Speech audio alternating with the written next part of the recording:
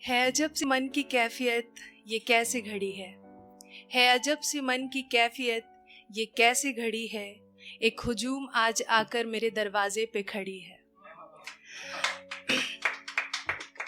जिस्म से रूह अभी ठीक से निकला भी नहीं है, जिस्म से रूह अभी ठीक से निकला भी नहीं है, और सबको मुझे दफनाने की इतनी जल्दी पड़ी है। टीम सोशल हाउस आप सबका और ख़ासा है कुछ मेरे ख़ास दोस्तों का बहुत शुक्रिया, और आप सबको मेरा सलाम नमस्कार। मेरा नाम राबिया खानम है। जो पेश करने वाली हूँ वो बेसिकली एक तसव्वुर है मौत का, कि हम शायद कहीं ना कहीं अफरा तफरी की ज़िंदगी जीने में इस तरह से गाफिल हो चुके हैं कि मौत जैसी हकीकत को भूल बैठे हैं। मैं मौत को भूलना नहीं चाहती, and whenever I think about my own death or the process of dying, I feel extreme fear. तो कहते हैं ना कि मौत जब दरवाजे पे आती है तो वो दस्तक देती है, मोहलत नहीं। और ये तय है कि डेथ इनएविटेबल है। मैं ज़्यादा वक्त ज़ाया ना करके शुरू करूँगी। इस ज़िंदगी का किस्सा एक दिन ख़त्म हो जाएगा। ये हिसाब किताब फ़लसफ़ा सब कुछ भुला दिया जाएगा। कुछ यूँ है कि लोगों की उम्मीदें और उन उम्मीदों से सजाए गए दुनियावी ख्वाब मेरी ज़िंदगी के आगे, लोगों की उम्मीदें और उन उम्मीदों से सजाए गए दुनियावी ख्वाब मेरी ज़िंदगी के आगे, मैं मौजूदा वक्त के साथ और मौत मेरे पीछे। यानी ये तय है कि ज़िंदगी एक दिन साथ छोड़ जाएगी, ठीक उसी दिन जिस दिन मौत मुझसे नज़रें मिलाएगी। पता नहीं कैसा मंजर होगा मेरी नज़रों के सामने। क्या मुझसे रूठी ज़िंदगी मौत को मना पाएगी? और अगर हाँ तो फिर कैसे? क्या वो उसके आगे रोएगी, गिड़गिड़ाएगी, या उसे अपने बातों में उलझाएगी और कहेगी उससे कि कुछ और मोहलत चाहिए मुझे? मगर क्या मौत खैरात के चंद लम्हे भी उसे दे पाएगी? नहीं, ऐसा तो दस्तूर ही नहीं है। मौत जिंदगी के आगे मजबूर ही नहीं है। मेरी मौत मेरी जिंदगी पर उस दिन इस कदर फिदा होगी, किसी भी सूरत हाल में वो इसे अपने साथ लेकर विदा होगी। खुदगर्ज तो ये जिंदगी ही है फिर, जो ख्वाहिशें चाहतें और आराइश के आगे लाचार है। खुदगर्ज तो ये जिंदगी ही है फिर, जो ख्वाहिशें चाहतें और आराइश के आगे लाचार है। मौत तो खुददार है, खाली हाथों को थामती है, उसे कहाँ किसी चीज़ की दरकार है।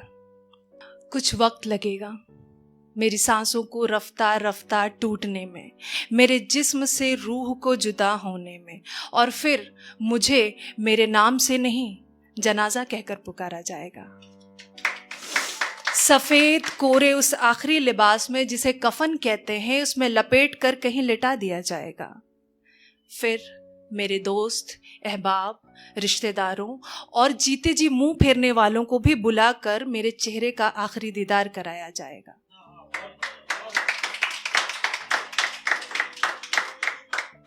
कुछ खामोश होंगे, कुछ अश्क बहाएंगे, कुछ खामोश होंगे, कुछ अश्क बहाएंगे, कुछ महज खड़े होकर अफसोस जताएंगे। और शायद मेरे दुश्मन भी उस रोज मुझे अच्छा कहकर बताएंगे। फिर मेरे अपनों में से कोई 4 लोग आकर मेरे जनाजे को अपने कांधे पे उठाकर कब्रिस्तान की तरफ ले जाएंगे। उनके हर बढ़ते कदम मुझे मेरे अपनों से दूर करते जाएंगे। और फिर वो अंधेरी कब्र और उसकी गहरी गोद मेरा इंतजार कर रही होगी बेसब्री से। फिर क्या पता मेरी रूह यहाँ वहाँ तवाफ करेगी, या वो भी थक हार कर उस कब्र की हो जाएगी। मिट जाएगा मेरा वजूद इस दुनिया से, हाँ इसी दुनिया से जिसे हासिल करने के पीछे मैंने दांव लगा दिया था अपना चैन, अपना सुकून, जिसके एवज में मुझे सुपुर्द खाक करते वक्त पढ़ा जाएगा इन्ना लिल्लाह व इन्ना इलैहि राजिऊन। ये मौत के बाद की दुआ है। मेरी मौत मेरा नामो निशान भी इस सरजमी से मिटा देगी।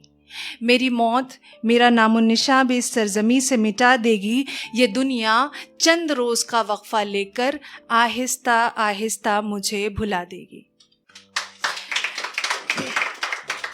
तो ये भी गौर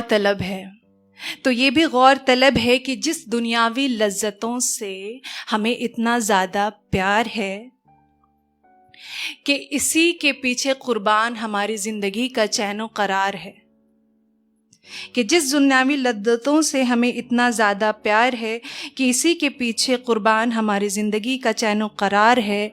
जीने का इकरार है, मौत को इनकार है। जीने का इकरार है मगर मौत को इनकार है। ज़िंदगी तो यकीनन फ़ानी है, ज़िंदगी तो यकीनन फ़ानी है। मुख्तसर सी इसकी कहानी है। ये एक नसीहत है मेरे ख़ुद के लिए और शायद सभी के लिए कि जियो ज़िंदगी किसने रोका है, जियो ज़िंदगी किसने रोका है, मगर नज़रों से जितना कुछ दिख रहा है इसमें बहुत कुछ धोखा है। जियो ज़िंदगी किसने रोका है मगर नज़रों से जितना कुछ दिख रहा है इसमें बहुत कुछ धोखा है। तो आखिरी यही है कहना कि मौत भूलकर ज़िंदगी जीने में न इस तरह गाफिल रहें, कि हम मौत भूलकर ज़िंदगी जीने में न इस तरह गाफिल रहें। इतना तो करें कि मरकर लोगों की दुआओं में शामिल रहें। बहुत शुक्रिया।